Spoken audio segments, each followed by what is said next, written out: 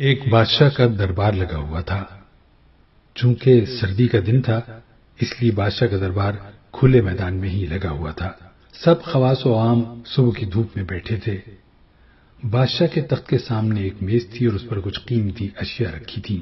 وزیر، مشیر، عمرہ وغیرہ سب دربار میں بیٹھے تھے۔ بادشاہ کے خاندان کے دیگر افراد بھی موجود تھے۔ اسی وقت ایک شخص آیا اور دربار میں داخلے کی اجازت چاہیے۔ اجازت مل گئی تو اس نے کہا، میرے پاس 2 اشیاء ہیں۔ میں ہر ملک کے بادشاہ کے پاس گیا ہوں اور اپنی اشیاء کو بادشاہ کے سامنے رکھتا ہوں، پر کوئی فرق جان نہیں پاتا۔ تمام ہار چکے ہیں اور میں ہمیشہ کامران و کامیاب ہو کر لوٹتا ہوں۔ اب آپ کے ملک میں آیا ہوں۔ بادشاہ نے کہا، کیا اشیاء ہیں؟ تو اس نے دونوں اشیاء بادشاہ کے سامنے میز پر رکھ دی۔ وہ دونوں اشیاء دیکھنے میں بالکل ایک جیسی جسامت، یکساں رنگ، یکساں چمک، گویا یہ دونوں اشیاء ایک دوسرے کی نقل محسوس ہوتی تھیں۔ بادشاہ نے کہا، یہ دونوں اشیاء تو بالکل ایک جیسی ہیں۔ تو اس شخص نے کہا، جی ہاں، دکھائی تو ایک سی دیتی ہیں لیکن ہیں مختلف۔ ان میں سے ایک ہے بہت قیمتی ہیرا اور ایک ہے شیشہ۔ بظاہر یہ دونوں ایک سے ہیں، کوئی آج تک یہ نہیں پہچان سکا کہ کون سا ہیرا ہے اور کون سا شیشہ۔ کوئی جانچ کر بتائے کہ ان میں سے ہیرا کون سا ہے اور کون سا شیشہ۔ اگر کوئی صحیح پہچان گیا اور میں ہار گیا تو یہ قیمتی ہیرا آپ کا ہو جائے گا۔ بادشاہ نے کہا، میں تو نہیں پہچان سکتا۔ وزیر و مشیر بولے، ہم بھی جانچ نہیں سکتے کیونکہ دونوں بالکل ایک جیسے ہیں۔ سب کو گمان تھا کہ اب تو شکست ہی مقدر ہے، لیکن شکست پر انعام کا مسئلہ بھی نہیں تھا کیونکہ بادشاہ کے پاس بہت دولت تھی۔ بادشاہ کی عزت کا مسئلہ تھا کیونکہ تمام عالم میں یہ مشہور تھا کہ بادشاہ اور اس کی رعایا بہت ذہین ہے اور اس طرح ان کی ستگی ہوتی۔ کوئی شخص بھی پہچان نہیں پا رہا تھا۔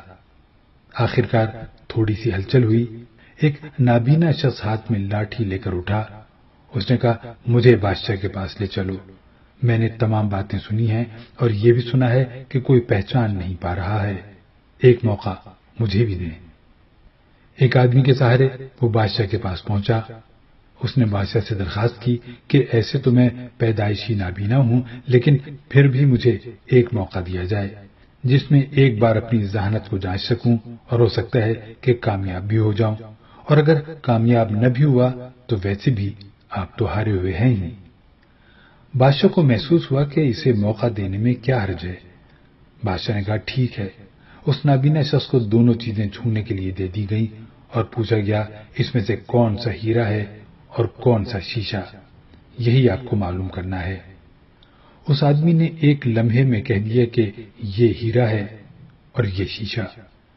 جو آدمی اتنی جگہوں سے جیت کر آیا تھا وہ بہت حیران ہوا اور کہنے لگا، ٹھیک ہے، آپ نے صحیح پہچانا، آپ کو مبارک ہو۔ اپنے وعدے کے مطابق اب یہ ہیرا بادشاہ کا ہوا۔ تمام لوگ بہت حیران ہوئے کہ ایک نابینا شخص نے کیسے جان لیا کہ اصل ہیرا کون سا ہے، اور سب نے یہی سوال اس نابینا شخص سے کیا۔ اس نابینا شخص نے کہا کہ سیدھی سی بات ہے، دھوپ میں ہم سب بیٹھے ہیں، میں نے دونوں کو چھو کر محسوس کیا، جو ٹھنڈا رہا وہ ہیرا، جو گرم ہو گیا وہ شیشہ۔ اسی طرح زندگی میں بھی جو شخص سخت اور مشکل حالات میں گرم ہو جائے اور حالات کا سامنا نہ کر سکے وہ شیشے کی مانند ہے، اور جو تمام حالات میں ٹھنڈا رہے وہ ہیرے کی مانند ہے۔